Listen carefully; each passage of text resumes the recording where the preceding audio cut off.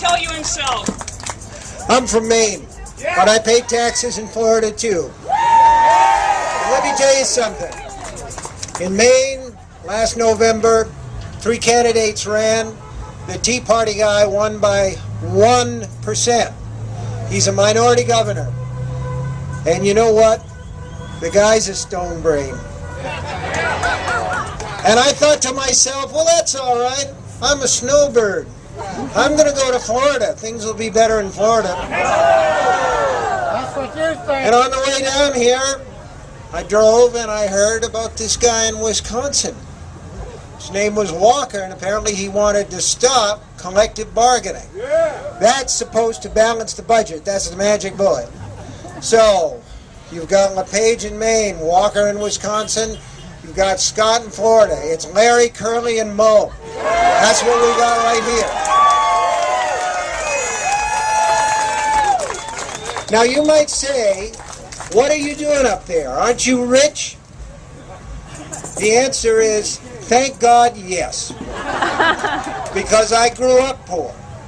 I lived in a family where my mother donated commodities from a Republican administration and got turned down.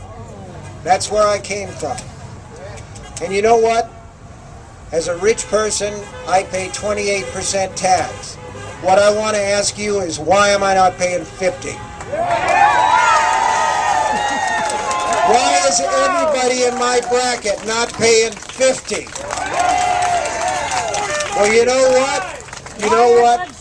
The Republicans will tell you, from John Boehner to Mitch McConnell to Rick Scott, that we can't do that, because if we tax guys like me, there won't be any jobs. It's bull. It's total bull. Let me ask you something else. Do you think it would make a dent in the problems that Florida has, its financial problems, if Rick Scott matched the amount he spent to get elected and stuck that right in the budget?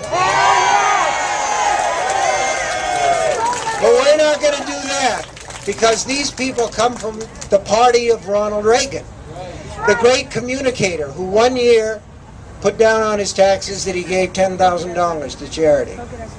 Well, my wife and I, my wife is here, right there, in the Crayola shirt. We try to make up the difference, the shortfall, that 22% that we don't pay, by giving it away. But you know what? I haven't seen a lot of that going around. We support libraries, we support schools, we support fire departments, and we support the veterans, okay?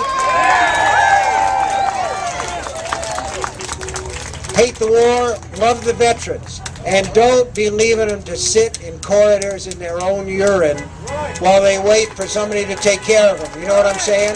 Because there isn't anybody. Okay, it's hot. We're almost done.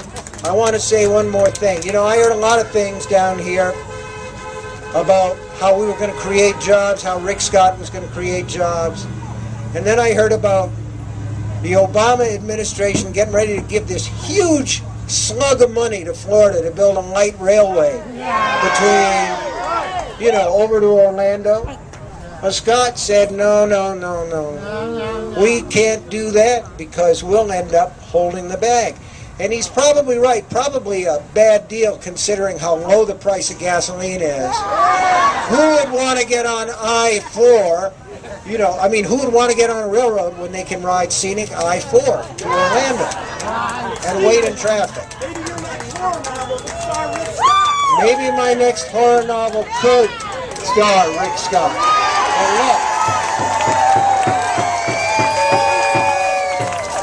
Thanks for coming out. And when you remember, when these people talk to you about it, if you like a weekend, thank a union guy. If you like a 40-hour week, thank a union guy.